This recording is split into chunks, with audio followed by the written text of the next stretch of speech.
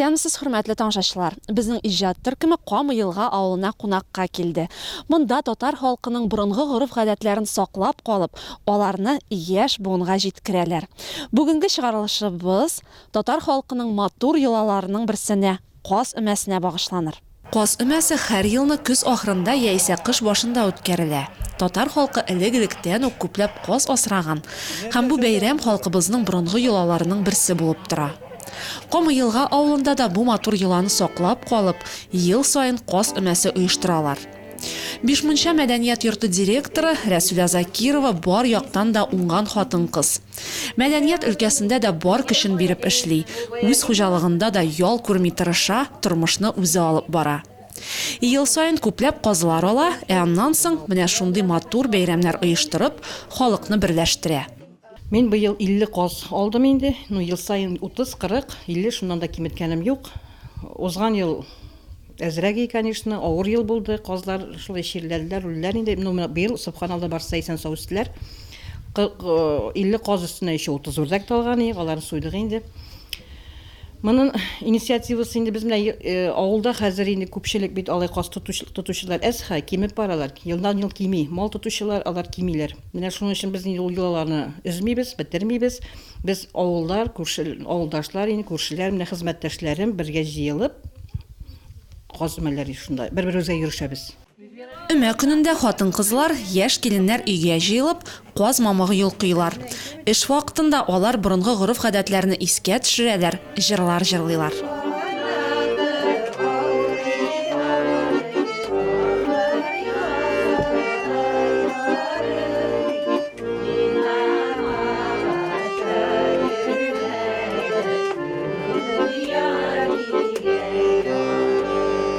Мамыкны җыеп бетергәч, алардан мендәрләр ясыйлар.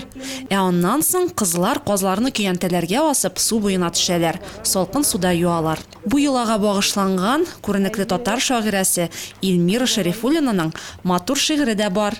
Каурый сибәм су юлына, ишле булсын казыгыз. Өмәләрдә эш күрсәтеп, ярлар табып калыгыз. Бии уйный сылу кызлар, чыңлый шулпы төймәсе. Борынгыдан килгән гадәт татарның каз өмәсе. Бүгін күндә инде менә безнең бөтен мәдәният җитәкчесе бөтен барында Рәсүлә Гафуҗанна, ул инде безнең иң беренче уена фикеренә килде. Шушы менә каз өмәсен элеккегечә татарча үткәрергә инде. Чөнки инде менә безнең бөтендә авылларда андай беләр бүген көндә бетте. Каз өмәсе бик алай андай үткәрелми. Аллага шөкер, менә шундый безнең кешеләр булгачтан шундый өмәләр үткәрелә. Каз өмәсендә кызларга егетләр дә булыша. Әлмәтнең танылган заман төркеме егетләре дә бу бәйрәмгә үзләренең музыкаль бүләкләре белән ям да өстәделәр, өмәдә дә ярдәм иттеләр.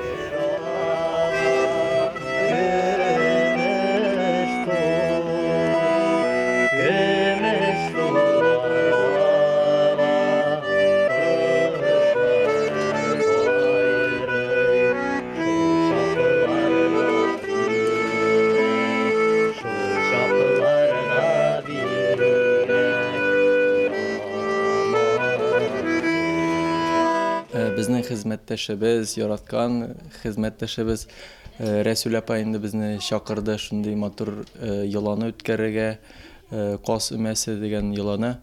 Без инде бик рәхәтләнеп килдек. Мы постоянно принимаем участие. У нас в Маметьево у себя тоже проводятся такие обряды. Часто каз өмәсе, орчук өмәсе, кич утру. Такие обряды постоянно проводятся у нас в клубе. Эш тәмамлангач, мәҗлес башлана. Җыелган халык матур җырлар җырлап, күңелле уеннар уйнап утыра. Бик күңелле бәйрәм бу.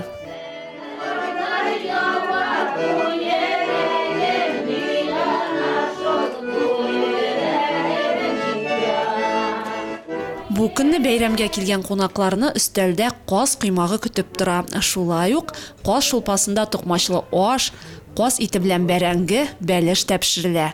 Менә шулай матур җырлар җырлап, мул өстәлләр артында көне буе эшләгәннән соң ял иттеләр каз өмәсенә килгән авылдашлар һәм кунаклар. Рәмилә Хәмидуллина, Рафаэль Сафин, Мәдәният яңалыклары, сәхифәсе.